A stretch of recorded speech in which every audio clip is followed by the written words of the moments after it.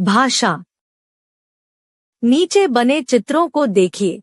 इन चित्रों में कुछ न कुछ काम हो रहा है। दादी माँ भगवान की पूजा कर रही है। हे प्रभु, हमारे कष्टों को दूर करो। गोपी ने कहा, माँ, मैं जापान पहुंच गया हूँ। पिताजी पत्र लिख रहे हैं। प्रिय बेटी, तुम्हारा पत्र मिला। अगले महीने तुम्हारी परीक्षा है। खूब मन लगाकर पढ़ाई करना। प्रथम आने पर इनाम में घड़ी मिलेगी। तुम्हारा पिता, रमन सिंह। आप देखते हो कि इन चित्रों में विभिन्न साधनों से बात प्रकट हो रही है, कहीं बोलकर, कहीं सुनकर, कहीं देखकर, तो कहीं पढ़कर। बच्चों, अब आप समझ गए होंगे कि हम अपने मन की बात बोलकर या लिखकर दूसरों पर प्रकट करते हैं। इसी प्रकार हम दूसरों की बात सुनकर या पढ़कर समझ लेते हैं। इसके लिए हम भाषा का प्रयोग करते हैं।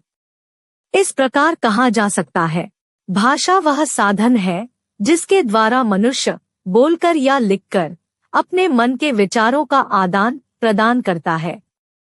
इस कथन से स्पष्ट होता है कि भाषा के दो रूप हैं, मौखिक भाषा, लिखित भाषा।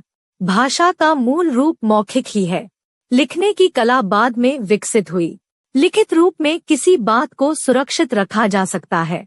समझो, भारत में अनेक भाषाएं बोली और समझी जाती हैं, जैसे हिंदी, मराठी, सिंधी, अंग्रेजी, पंजाबी, कोंकणी, उड़िया, संस्कृत, गुजराती, उर्दू, बांग्ला, असमिया, बोडो, कश्मीरी।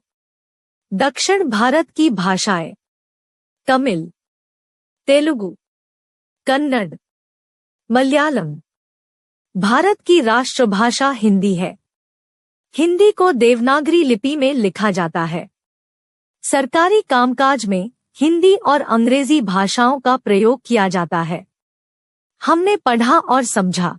भाषा वह माध्यम है जिसके द्वारा मनुष्य अपने विचारों का आदान प्रदान करता है। भाषा के दो रूप हैं, मौखिक एवं लिखित। भारत में अनेक भाषाएं बोली जाती हैं।